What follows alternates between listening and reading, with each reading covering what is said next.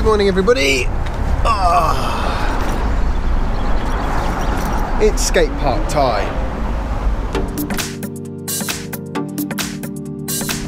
Jasper has been on at me to take him to the skate park all day long. So, you know, feel like I've got to do my daddy duty now that I'm back on the job. Now Jasper's covered in pads, I'm looking forward to seeing him do some serious tricks. My new board feels awesome. Show us your ramp skills. That's right, you're wearing your pads, monkey, just go for it. Look, what you want to do, you want to do like this, put one foot on and then push off. You want me to help? Okay. Push off, push off. Way! Uh-oh. Never liked ramps.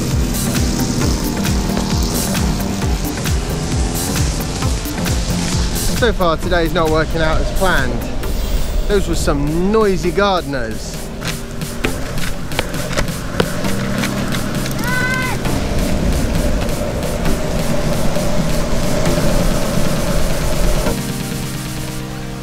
So I was going to talk about Model 3 and what I expect from the Model 3 launch, but unfortunately I've got a tired child and I'm very tired and the weather is questionable and we're going home in a minute anyway, so yeah, sorry, it's not quite the upbeat message I was aiming for. I'm tired. I know you're tired, Jasper. You're going to get the opportunity to sleep in just a minute, trust me. At least we had a bit of fun scooting, didn't we, Jasper? Now we're going to head home. We're all very tired today. But when I wake up, I fully intend to talk to you about what I expect from the Model 3 launch.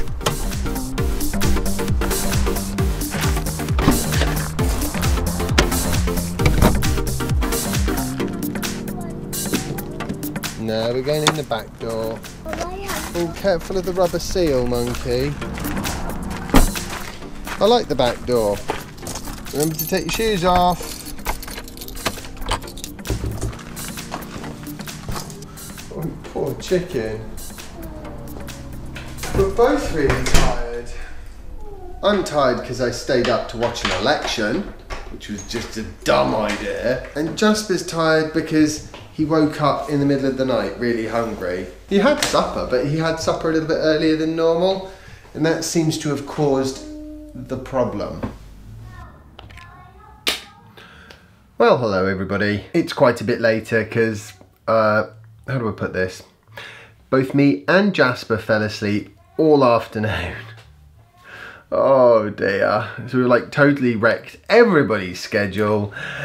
Today has not gone to plan. When I was in San Francisco, I talked to quite a lot of other YouTubers, quite a lot of Tesla owners, and one of the things that I got from that was that I think most of the people who are looking to buy a Model 3 really want a Model S. They just want it to be a bit smaller and they want it to cost less, which is fair enough. Everybody wants a Tesla to cost less. My take on where Tesla's going to be going with this is they're going to need Model 3 to be a much simpler car. There's going to be very few options, certainly to begin with, that you can add to that. It's going to come with autopilot hardware, fine, because that's part of the USP for Tesla. Autopilot on the one hand, the fact that it's an electric car on the other. They will add, I have no doubt, air suspension and dual motors in due course. But how much beyond that the option list will go, I think is really a whole nother question. Now, I actually think for most people, the lack of options isn't really going to necessarily be that much of a problem because most people buy a Tesla for those two pillars of Tesla-iness, autopilot and big batteried electric vehicles. And I'm sure Tesla's going to deliver on those. But there is a bit of a question mark about things like range. They're talking about 215 miles plus. Well, the Bolt got an EPA rating of 238 miles, which is extremely good. Are Tesla going to be able to match that? I know they're going to want to, But equally, I don't really think that is such a massive problem, because anything over 200 miles is a decent range. And if you throw in supercharger access, then that opens up the whole of the continental US, or pretty much wherever else you happen to have bought your Tesla. And that really is one of their massive killer features, is supercharger access. That's what's lacking from something like the Bolt. So are Tesla going to wind up losing a huge number of their pre-orders for Model 3? I don't know.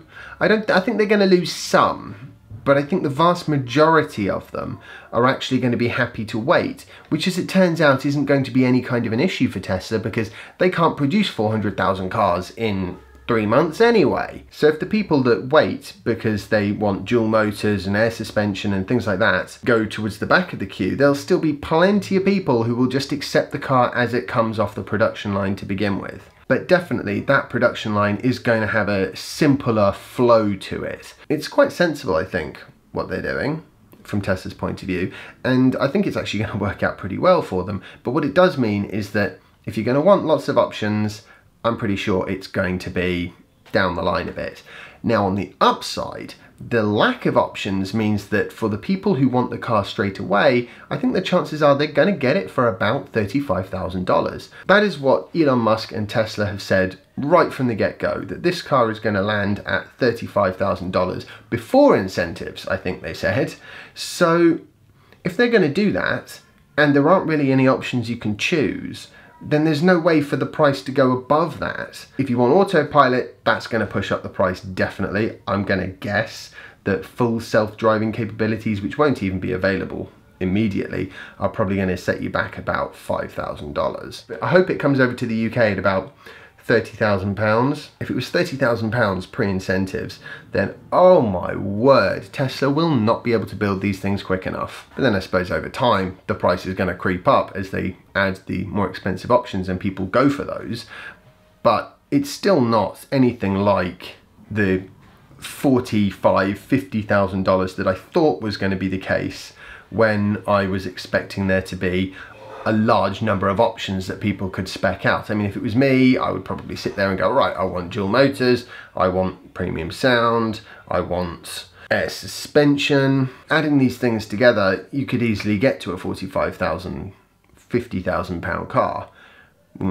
That's a lot of money. I mean, that's the thing. At that end of things, you actually might as well just get yourself a certified pre-owned Tesla Model S, which will come with all of that, and it'll cost you about £55,000 right now. That's what I reckon. I reckon $35,000 is going to get you a Model 3, which, when you consider the utility that's delivered by having access to the supercharger network and the low price of charging your car at home, or from the supercharger network for that matter, it's really starting to look like a fantastic deal, and head and shoulders above anything else that's available from other EV manufacturers. I'm in the process of getting back on top of everything.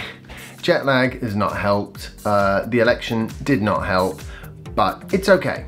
I'm getting there, And when I do finally get there,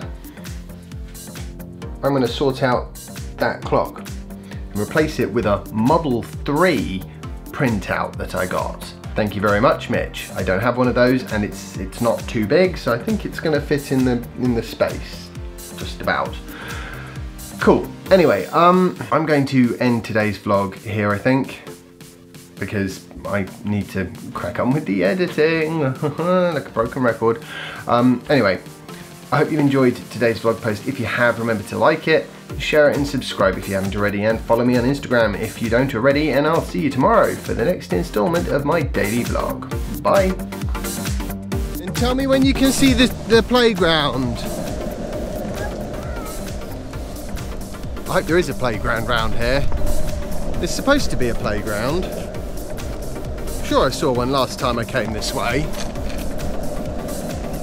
So far I'm loving this new board though. Sweet.